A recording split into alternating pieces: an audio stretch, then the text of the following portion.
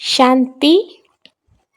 बाप की यो वंडरफुल हड्डी है जिस पर सब वैरायटी सामान मिलता है।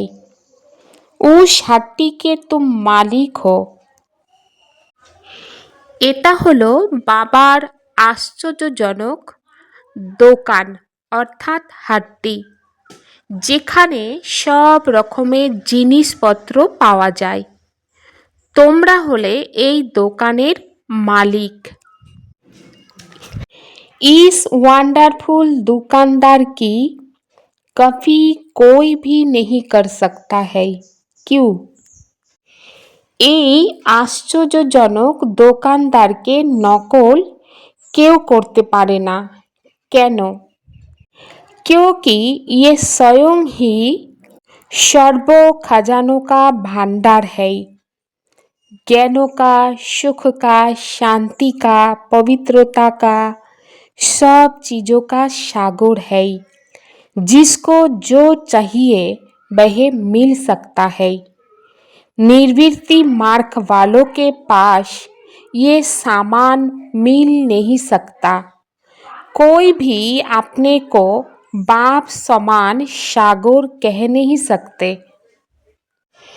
কেননা বাবা নিজেই সর্ব সম্পদের ভাণ্ডার, জ্ঞানের, সুখের, শান্তির, পবিত্রতার সব জিনিসের বাবা সাগর। যে আত্মার যেটা চাই সেটাই বাবার কাছ থেকে মিলে যাবে।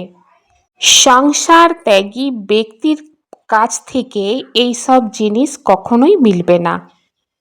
এই বিশ্বে কোনো আত্মা নিজেকে বাবার সমান সাগর বলতেই পারবে না।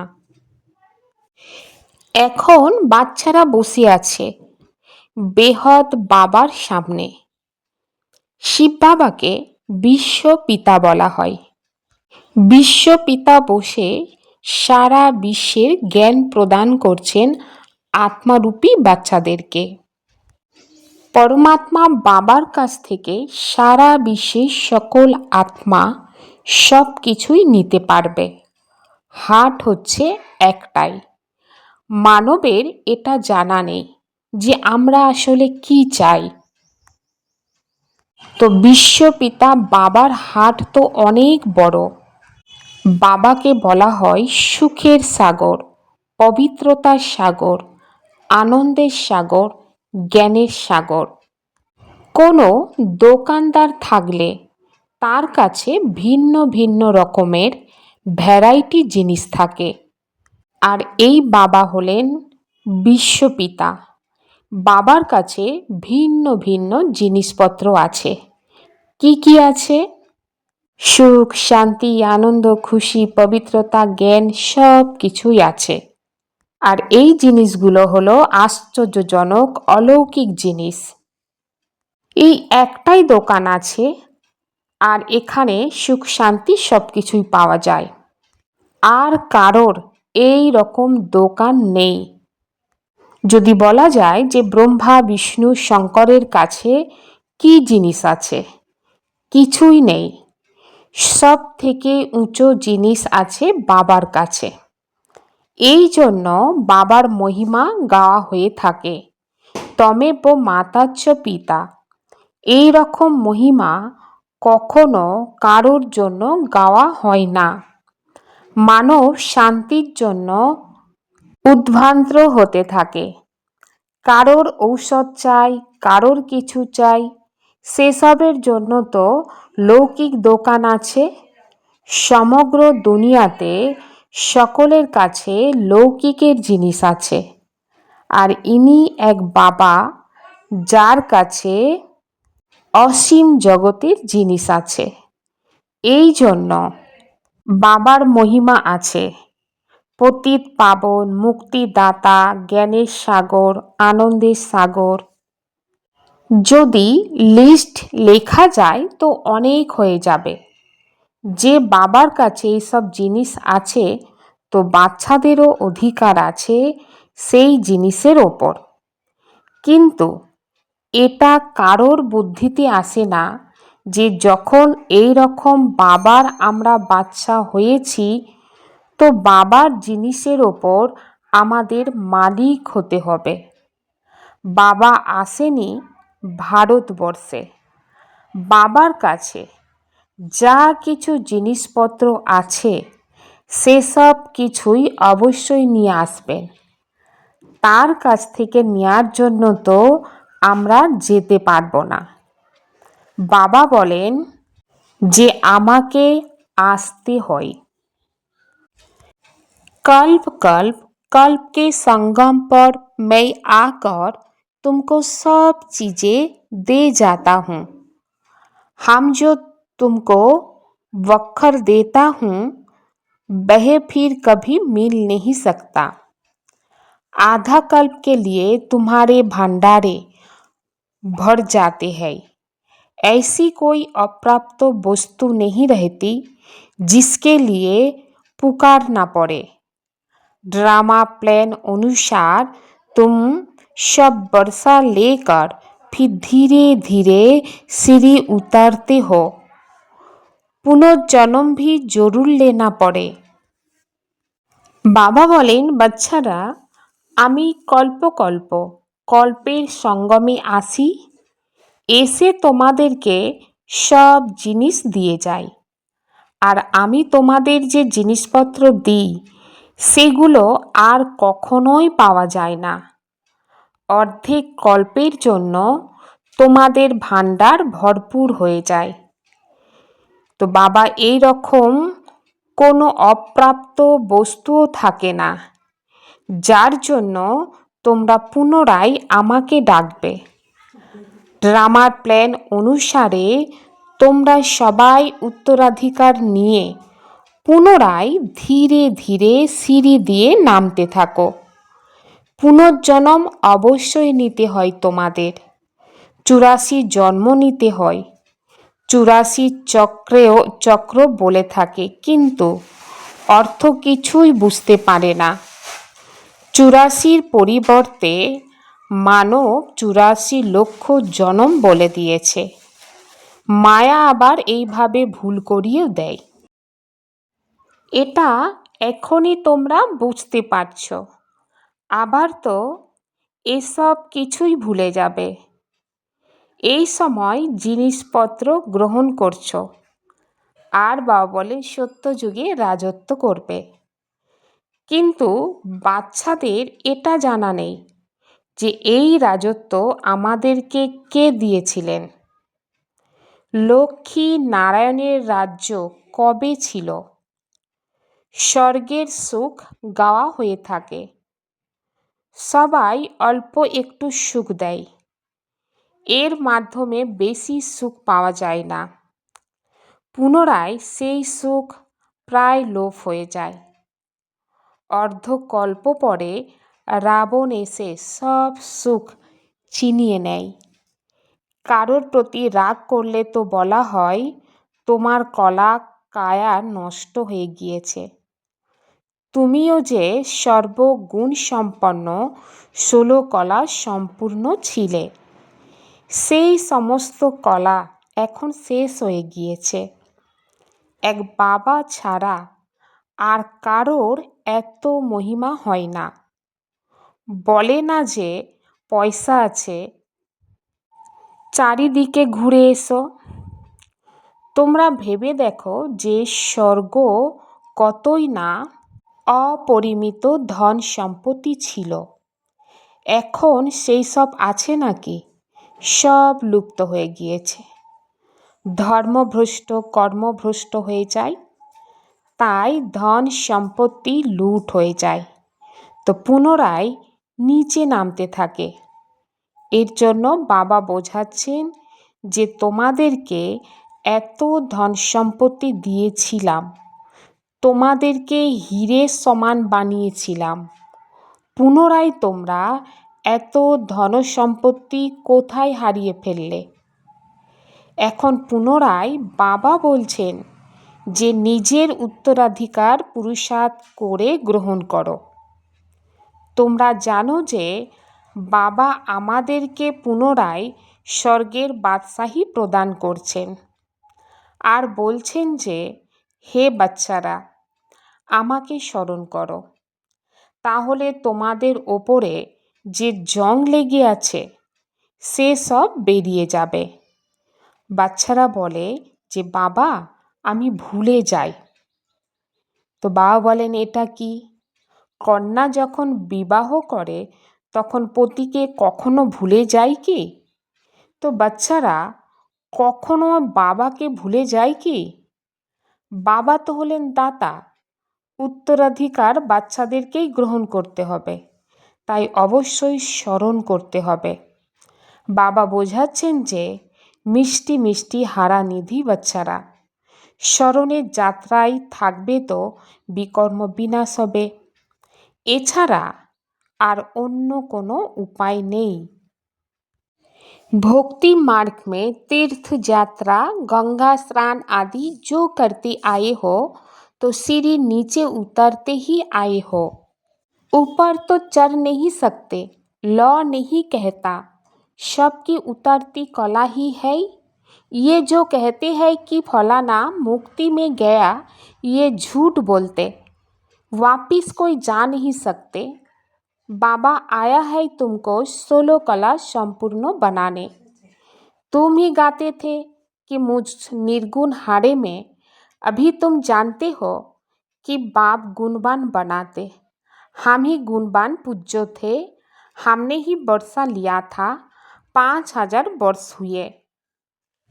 বাবা বলেন যে ভক্তি মার্গে তীর্থযাত্রা, গঙ্গা স্নান ইত্যাদি যা কিছুই করে এসেছ তার মাধ্যমে সিঁড়ি দিয়ে নিচের দিকে নামতেই থেকেছ, ওপরে তো উঠতেই পারোনি।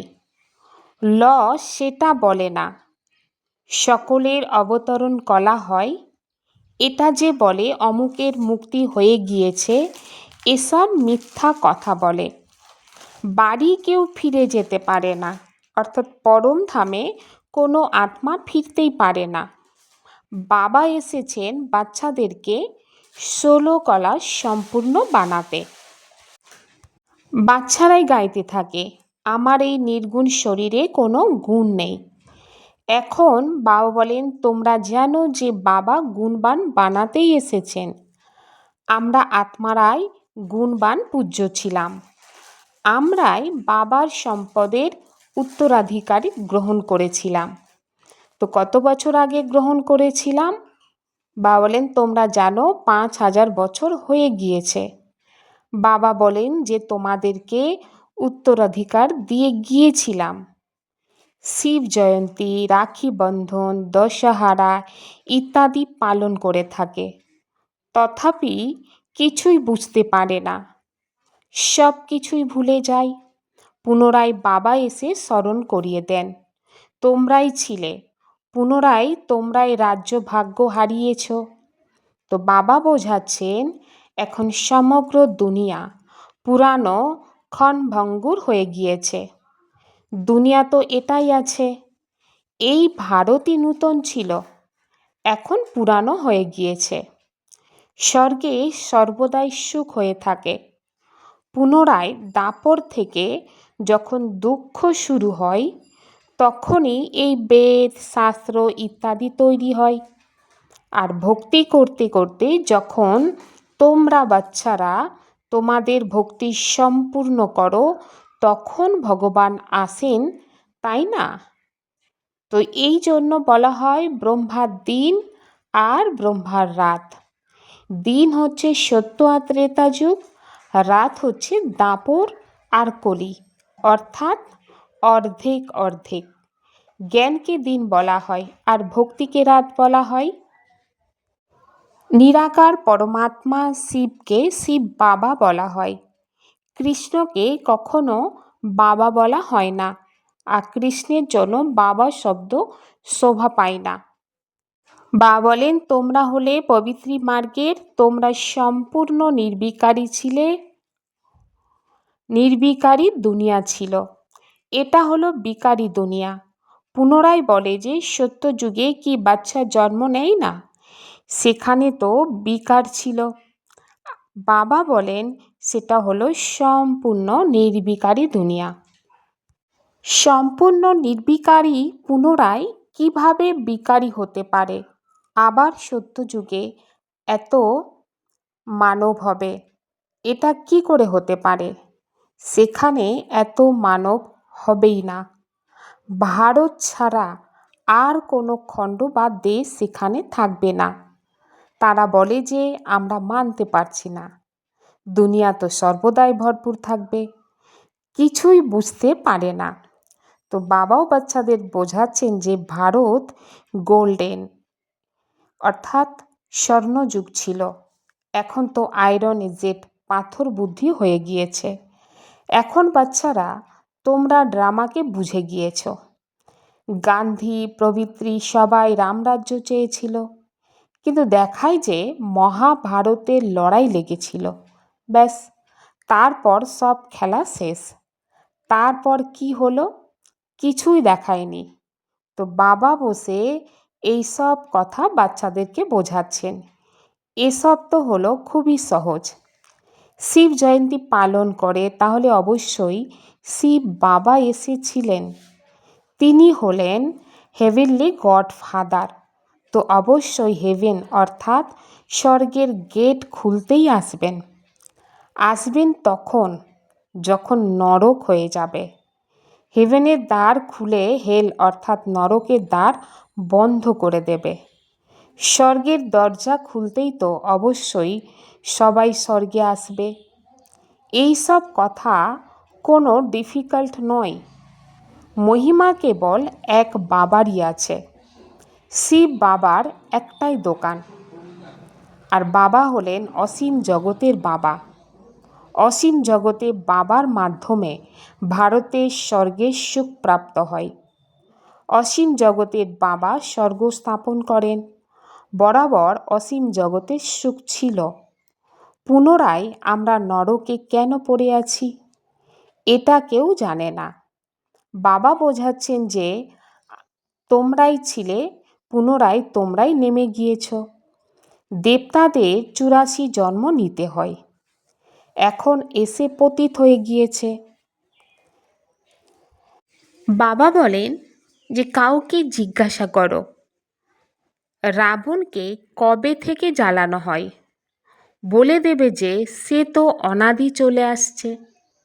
এই সমস্ত রহস্য বাবা বোঝাচ্ছেন। সেই বাবার একটাই দোকানের মহিমা আছে। সুখ, শান্তি, পবিত্রতা, এই সব কিছু সম্পদ কোনো মানবের মাধ্যমে মানব কখনোই প্রাপ্ত করতেই পারেনি, আর পারবেও না। কেবলমাত্র একজনেরই মাধ্যমেই প্রাপ্ত হয়। তো সুখ, শান্তি, পবিত্রতা সব জিনিসের ব্যাপারই হলেন এক শিব বাবা। তার থেকে যে কেউ এসে ব্যাপার করতেই পারে। তাকে বলা যায় সওদাগর। পবিত্রতা, সুখ, শান্তি, সম্পত্তির সব কিছুই বাবার কাছে। অপ্রাপ্ত কোনো বস্তু নেই।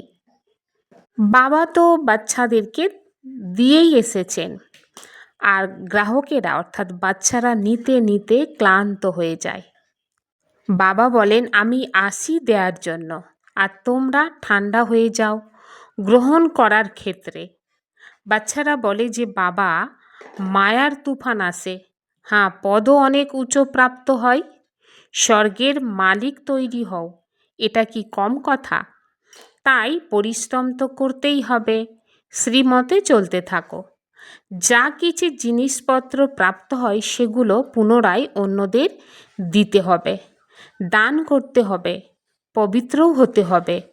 তো 5 বিকারের দান অবশ্যই দিতে হবে। পবিত্র হতে হবে তো 5 বিকারের দান অবশ্যই দিতে হবে। পরিশ্রম করতে হবে, বাবাকে স্মরণ করতে হবে, তবেই জং ছাড়বে। তো মুখ্য কথা হলো স্মরণ, প্রতিজ্ঞা যদিও করো যে বাবা আমরা বিকারে কখনো যাব না, কারোর ওপর ক্রোধ করব না, কিন্তু স্মরণে অবশ্যই থাকতে হবে। না হলে তো এত পাপ কিভাবে বিনাশ হবে? এছাড়া জ্ঞান তো হলো খুবই সহজ। 84 জন্মের চক্র কিভাবে লাগিয়েছ, এটা যে কাউকে তোমরা বোঝাতে পারো। কিন্তু মনে রাখতে হবে স্মরণের যাত্রাতে পরিশ্রম আছে। ভারতের প্রাচীন যোগ বিখ্যাত কি জ্ঞান প্রদান করেন মন্মনাভব, অর্থাৎ মামেকম স্মরণ করো, একমাত্র আমাকে স্মরণ করো, তাহলে তোমাদের বিকর্ম বিনাশ হবে। তোমরা বাচ্চারাই বলেছিলে যে আপনি যখন আসবেন তখন অন্যান্য সকল সঙ্গ ছেড়ে এক সঙ্গ জুড়ে নেব, আপনার কাছে সমর্পিত হয়ে যাব, আপনাকে ছাড়া আর কাউকে স্মরণ করব না প্রতিজ্ঞা করেছিলে। তথাপি ভুলে কেন যাও? বলেছিলে যে হাত দিয়ে কাজ করে হৃদয় দিয়ে স্মরণ করব। কর্মযোগী তো হলে তোমরাই, ধান্দা ইত্যাদি করেও বুদ্ধিযোগ বাবার সাথেই লাগাতে হবে।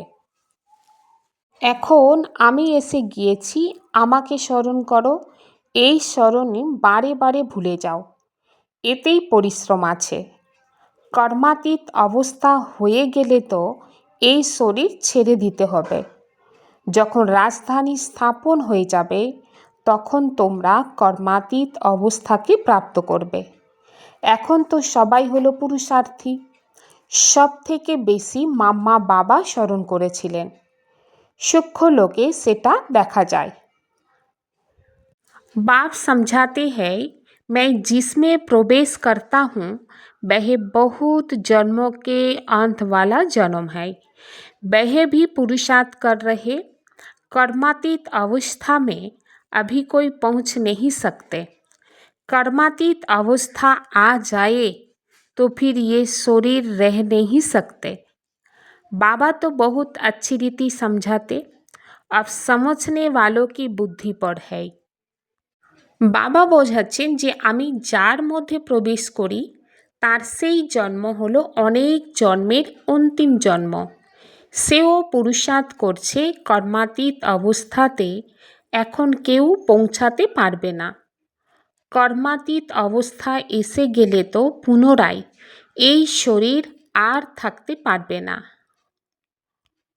বাবা তো অত্যন্ত ভালোভাবে বোঝাচ্ছেন, এখন যারা বুঝবে তাদের বুদ্ধিতেই আছে। হেভেনলি গড ফাদার হলেন একজন, তার কাছে জ্ঞানের সব কিছুই সামগ্রী আছে। তিনি হলেন জাদুঘর, আর কারোর থেকে সুখ শান্তি পবিত্রতার উত্তরাধিকার প্রাপ্ত হতেই পারে না। বাবা অত্যন্ত ভালো রীতিতেই বোঝাচ্ছেন, বাচ্চাদের ধারণ করে অন্যদের ধারণ করাতে হবে। যতটা ধারণ করবে ততই উত্তরাধিকার নিতে পারবে। দিন প্রতিদিন অনেক পুষ্টিকর জিনিস প্রাপ্ত হতে থাকবে। লক্ষ্মী নারায়ণকে দেখো কত মিষ্টি, তাদের মতো মিষ্টি হতে হবে। নিমিত্তভাবে স্মৃতির মাধ্যমে নিজের প্রতিটা সংকল্পের প্রতি অ্যাটেনশন রেখে নিবারণ স্বরূপ হও। নিমিত্ত হওয়া আত্মাদের ওপর সকলের নজর থাকে, তাই যারা নিমিত্ত হয় তাদের বিশেষ করে প্রতিটা সংকল্পের ওপর অ্যাটেনশন রাখতে হবে। যদি নিমিত্ত হওয়া বাচ্চারা কোনো কারণ শোনায় তাহলে যারা ফলো করে তারাও অনেক কারণ শুনিয়ে দেয়। যদি নিমিত্তকারী আত্মার মধ্যে কোনো কমতি থাকে তখন তা লুকানো যায় না।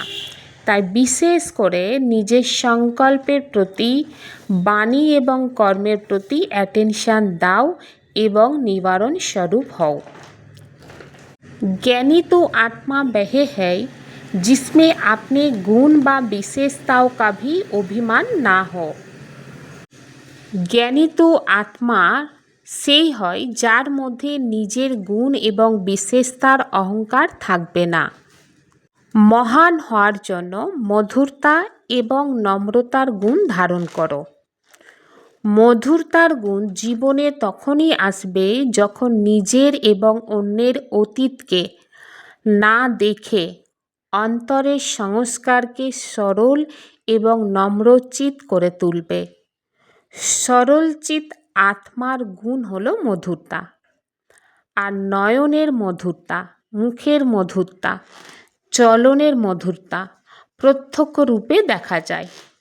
মধুরতা আর নম্রতা এই দুই বিশেষ ধারণার মাধ্যমে সদা বিশ্ব কল্যাণকারী মহাদানী বরদানী হয়ে যাবে আর সহজে স্নেহের প্রমাণ দিতে পারবে।